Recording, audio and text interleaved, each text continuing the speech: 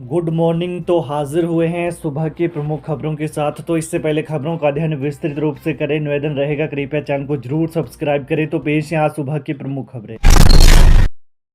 मां बेटे के मिलन का प्रतीक रेणुका जी मेला आज से मुख्यमंत्री करेंगे शुभारंभ। मां रेणुका और पुत्र परशुराम के पारंपरिक मिलन का प्रतीक अंतर्राष्ट्रीय रेणुका जी मेला आज से शुरू हो रहा है। मुख्यमंत्री सुखविंदर सिंह सुक्खू शुभारंभ करेंगे, शोभा यात्रा में भी शामिल होंगे। वहीं भगवान परशुराम के प्राचीन मंदिर जामू, कटाह, मंडलाहा और माशू से 4 देवता मेले में हाजिरी भरेंगे। इन्हें जिला प्रशासन ने मेले में आने का निमंत्रण दिया है। किश्तवाड़ में आतंकियों के साथ मुठभेड़ में मंडी के जेसीओ राकेश कुमार शहीद। जम्मू कश्मीर के किश्तवाड़ में आतंकियों के साथ मुठभेड़ में 2 पैरा स्पेशल फोर्सेस के जेसीओ राकेश कुमार शहीद हो गए हैं, जबकि 3 जवान घायल हैं। जेसीओ राकेश कुमार हिमाचल प्रदेश के मंडी जिला के नाचन विधानसभा क्षेत्र के निवासी थे। उनकी शहादत पर मुख्यमंत्री सुखविंदर सिंह सुक्खू ने शोक जताया है। प्राप्त जानकारी के अनुसार सुरक्षा बलों और आतंकियों के बीच किश्तवाड़ के छाछ इलाके में रविवार सुबह से ही एनकाउंटर जारी था। इस दौरान आतंकियों की फायरिंग में जेसीओ राकेश कुमार शहीद हो गए। Crypto currency scam, Subhash Sharma को दुबई से स्वदेश लाने के प्रयास तेज। करोड़ों रुपए के क्रिप्टो करेंसी स्कैम की जांच में आने वाले दिनों में कुछ नए खुलासे हो सकते हैं। साथ ही इस मामले में आरोपी सुभाष शर्मा को दुबई से स्वदेश लाने के प्रयास भी तेज हो गए हैं। बताया जा रहा है कि इस महीने के अंत में सुभाष का वीज़ा खत्म होने जा रहा है। ऐसे में दोबारा से वीज़ा अवधि न बढ़े, इसको लेकर पुलिस ने सभी संबंधित एजेंसियों से पत्राचार किया है।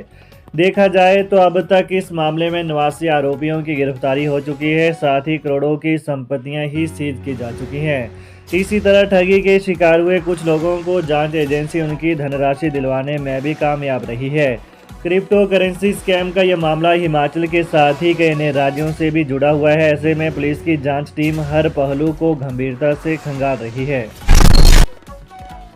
मरीजों की फिजिकल वेरिफिकेशन, बैंक खातों की जांच।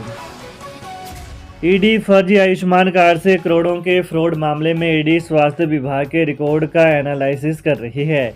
आयुष्मान फ्रॉड मामले में निजी अस्पतालों, इलाज करवाने वाले लोगों का फिजिकल वेरिफिकेशन सहित निजी अस्पतालों के बैंक खातों की भी जांच की जा रही है। ईडी पता लगा रही है कि जिन रोगियों का निजी अस्पतालों ने क्लेम लिया है उनका इलाज हुआ भी है या फिर फर्जी बिल बनाए गए हैं। ईडी की टीम प्रदेश के विभिन्न जिलों में जाकर आयुष्मान योजना के तहत निजी अस्पतालों में इलाज करवाने वाले लोगों से पूछताछ कर पता लगा रही है कि अस्पतालों ने जो क्लेम किया है वो सही है या फर्जी। सूत्रों से मिली जानकारी के अनुसार फर्जी आयुष्मान कार्ड के फ्रॉड मामले में ईडी अब आरोपियों को समन भेजने की तैयारी में है। शिक्षा बोर्ड ने भरी ऊंची उड़ान, मास्टर ट्रेनर मुहैया करवाने वाला देश का पहला बोर्ड बना। हिमाचल प्रदेश स्कूल शिक्षा बोर्ड नई राष्ट्रीय शिक्षा नीति के तहत प्रश्न पत्र तैयार करने वाला मास्टर ट्रेनर वाला देश का पहला एजुकेशन बोर्ड बन गया है।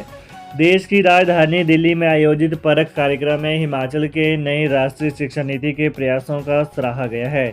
इतना ही नहीं, देश भर में सबसे पहले एनईपी 2020 के तहत प्रश्न पत्र तैयार करने वाले मास्टर ट्रेनर वाले देश के पहले एजुकेशन बोर्ड के रूप में नवाजा गया है। वहीं अब हिमाचल प्रदेश में कैपेटेंसी बेस्ड प्रश्न पत्र तैयार किए जाने की प्रक्रिया भी शुरू कर दी गई है। इसके तहत शिक्षा बोर्ड के 60 मास्टर ट्रेनर जिला स्तर पर शिक्षकों को प्रश्न पत्र बनाने के लिए ट्रेन करेंगे। शिक्षा बोर्ड से संबद्धता को 1146 आवेदन। हिमाचल प्रदेश में इस बार 43 नए निजी स्कूल खोलने को प्रक्रिया शुरू कर दी गई है, जिसके लिए शिक्षा बोर्ड से संबद्धता को ऑनलाइन आवेदन कर दिए गए हैं।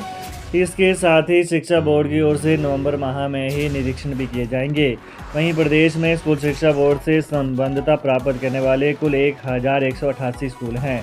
हिमाचल प्रदेश स्कूल शिक्षा बोर्ड धर्मशाला के पास इस बार ऑनलाइन ही शैक्षणिक सत्र 2025-26 में संबद्धता के लिए 1146 निजी स्कूलों ने आवेदन किया है। इनमें 43 नए स्कूलों के लिए आवेदन, 58 अपग्रेडेशन तथा 3 से 5 वर्ष की संबद्धता के लिए 30 और 1015 स्कूलों ने संबद्धता रिन्यू करवाने के लिए आवेदन किया है।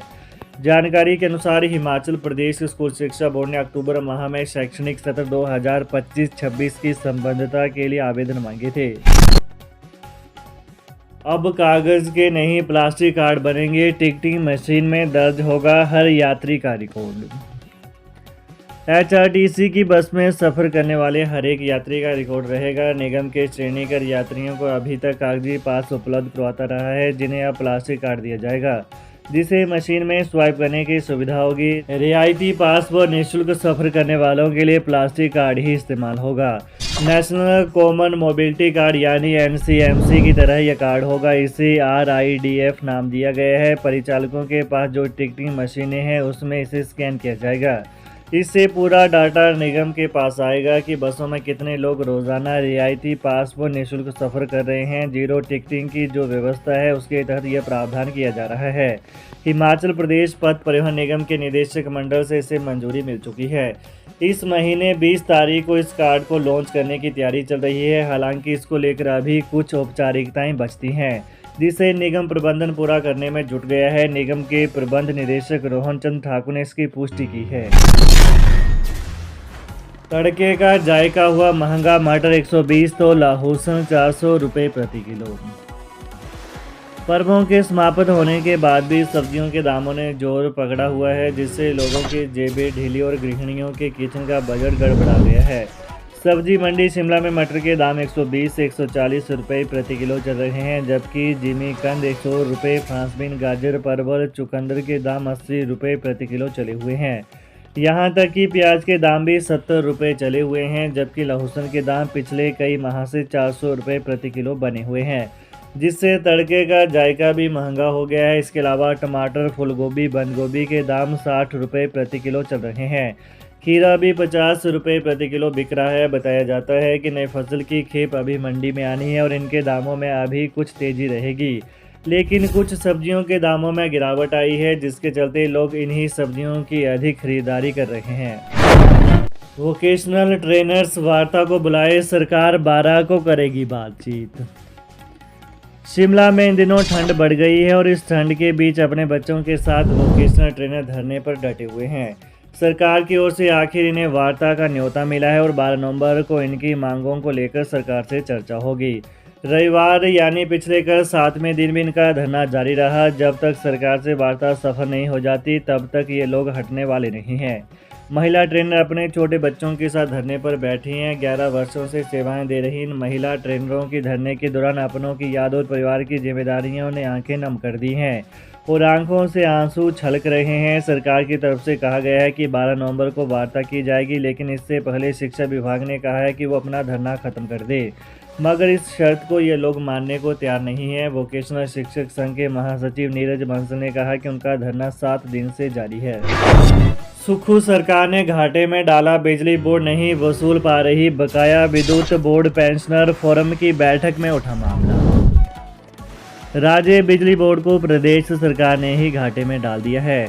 366.44 करोड़ रुपए की राशि तो उपभोक्ताओं से लेनी है, 328 करोड़ सरकार के पास से बोर्ड ने लेना है, जबकि 36,000 कनेक्शन अभी पेंडिंग है और 260 करोड़ रुपए पेंशनर के देने के नाम पर घाटा याद आ जाता है।